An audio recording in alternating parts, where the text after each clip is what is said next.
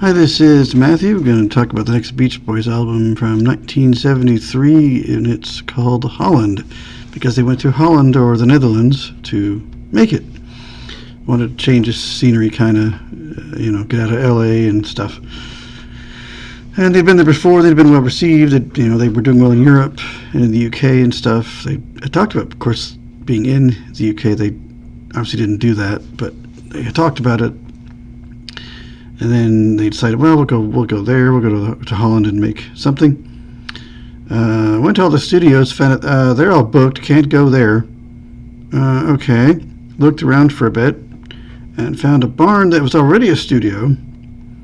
So they made it their own studio. Another thing they did, the engineer made the first portable soundboard mixing desk, whatever you want to call it. They shipped everything in crates from Brian Wilson's house.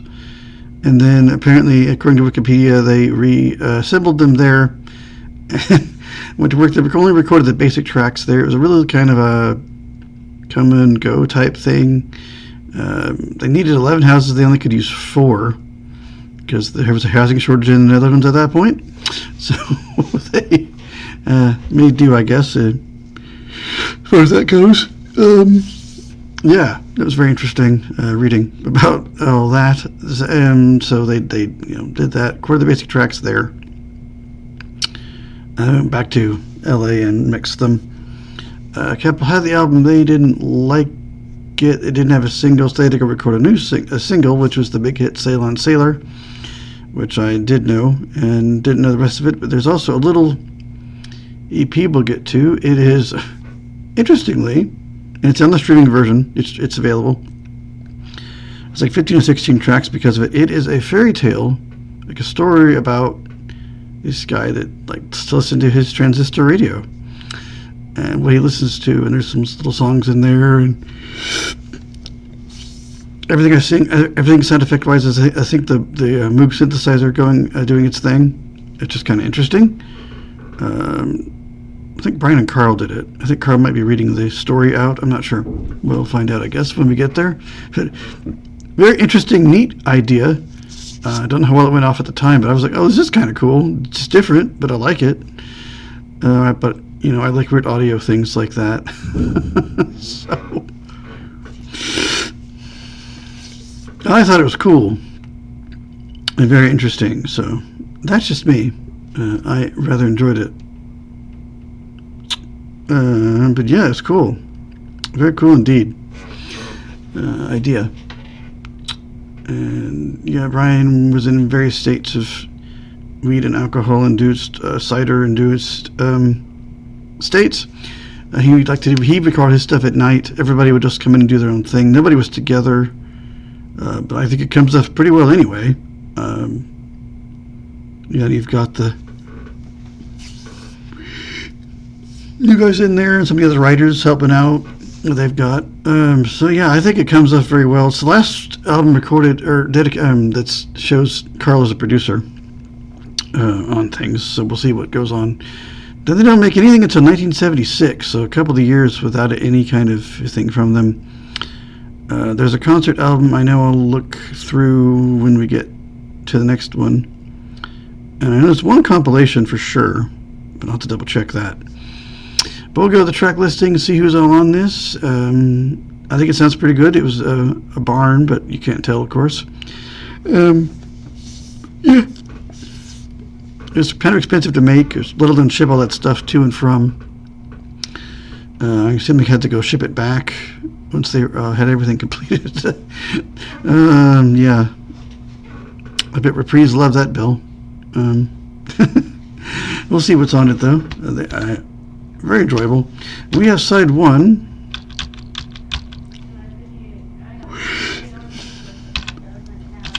With the first track is, of course, Sail on Sailor, which is great. That's Brian Wilson and Jack Riley, Red Kennedy in town, and I'm more that Van Dyke Parks guy.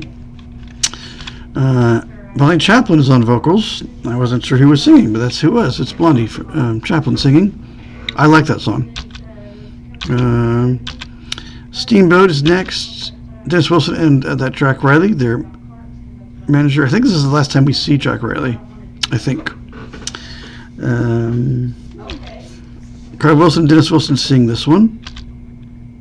Oh, halfway through this, Dennis just relocates to the Canary Islands, which is around Spain. He didn't like living in Holland, so he moves to Spain.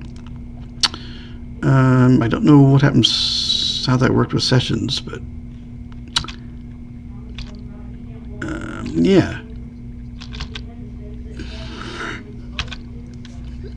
California Saga / Big Sur, I think that was the other single that was released from this album. Mike Love on that one wrote it, and he sings it. And then we have California Saga and the Beaks of Eagles. This is all kind of a run-on thing.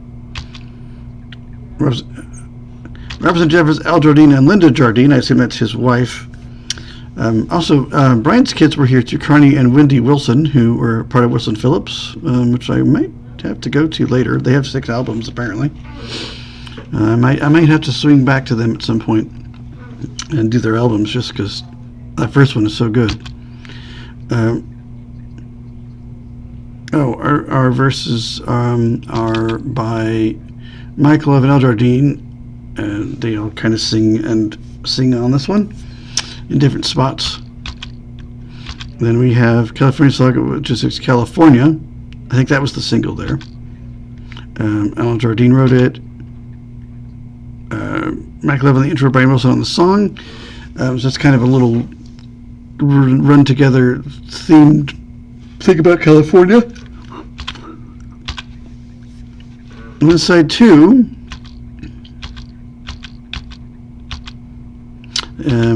we have The Traitor. Carl Wilson and Jack Riley wrote it. Carl Wilson is the lead on it. And then we have Leaving This Town. Ricky Fetter and Buddy Chaplin and Carl Wilson and Mike Love wrote it in different sections. Michael Chaplin and the Fetter guy, was it Matthew Fetter or something? I forget his name now. I'll see him again in a second, and that will jog my memory on that one. Only With You, Dennis Wilson and Mike Love. There's Carl Wilson singing. That is a D, correct?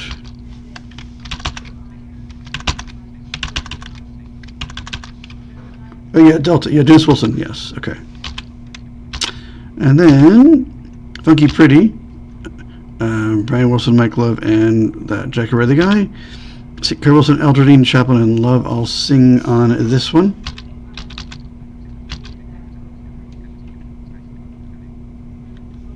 Our bonus tracks, we have another Vernon Fairway theme. Brian Wilson did that one, and then an instrumental called I'm the Pied Piper. These are all on the digital version, by the way. Brian Wilson, Carl Wilson,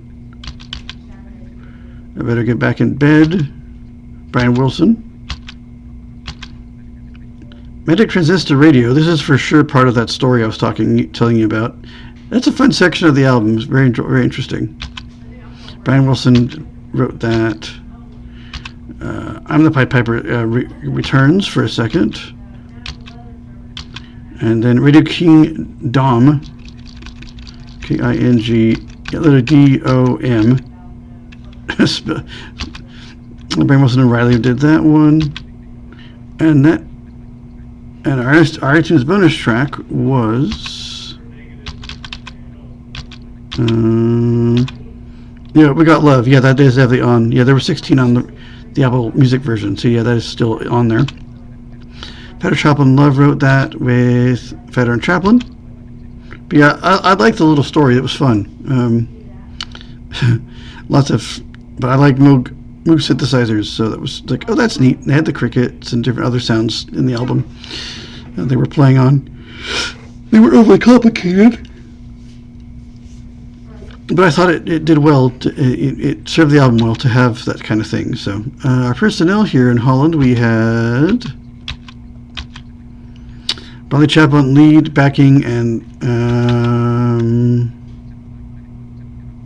round vocals and bass and electric guitars. All those. Ricky Fetter, that was his name. Ricky Fetter, sorry. Co-lead, backing vocals, drums, and congas. He doesn't drum on track 9 though, on regular drums. And pedal steel guitar again, and Hammond organ and Arbodici, whatever that is. Producer on some things. Outro Dean lead and harmony and backing vocals and narration and acoustic guitar. And also electric guitars, banjos, and produced. So I think he's maybe speaking on some of the story there. Mike Lovely and harmony and backing and round vocals and narration. Brian Wilson backing and intro vocals, upright piano, Moog synthesizers and drums and congas and co-arranger, vocal arrangement, producer. Carl Wilson lead and harmony, backing and round vocals and response and acoustic electric guitars and granite and upright piano. Wurlitzer electric piano and the Hammond organ and the Arbodici and Moog synthesizers. And Jaw Harp, vocal arrangement, producer and vocal arrangement stuff. Dennis Wilson harmony, backing, bass, clavinet, or is that clavinet? Clavinet, Wurlitzer.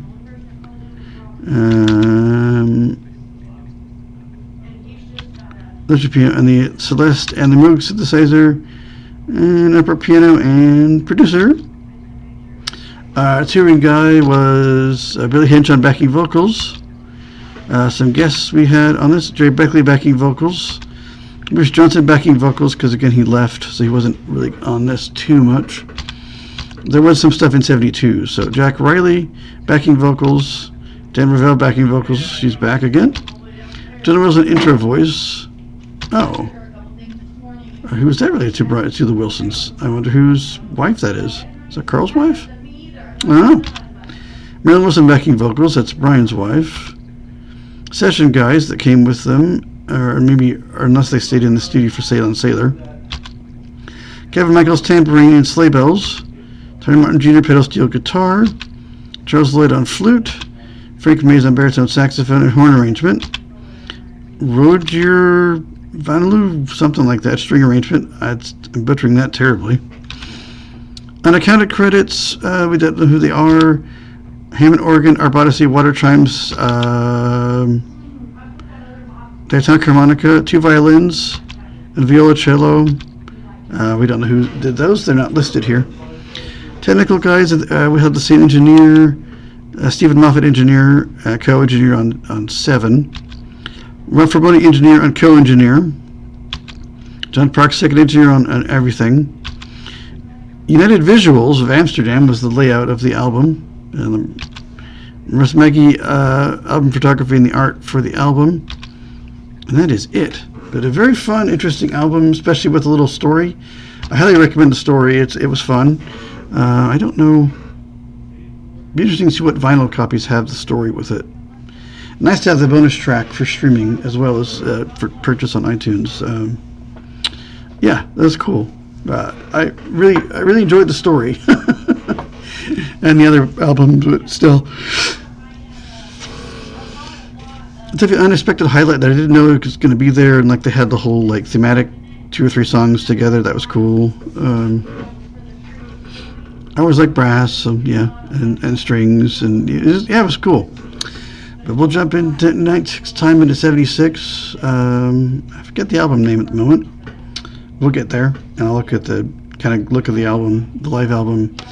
And there's a really big compilation that my mom has on vinyl, in fact, that I think is also in the mix. Not sure what else, but I'll look at Wikipedia that I just closed. I didn't even close that because I need to look at it. But I'll open it back up after this when I get done and check things, and I'll see what's going on in the interim. Maybe a little bit longer video next time as I fill in gaps between things to get to where we need to be. But I think that'll do it for now on this one. Go enjoy this really interesting album, very unusual album that has a story in it that you can hear a little fairy tale about a guy in his radio that he likes to listen to and take around and listen to things at night and stuff. Maybe he was an AMDXer, I don't know, but it was fun. Go listen to Synthesizer Crickets because they sound very interesting. But I think that'll do it for this one, and I will see you guys next time in another video.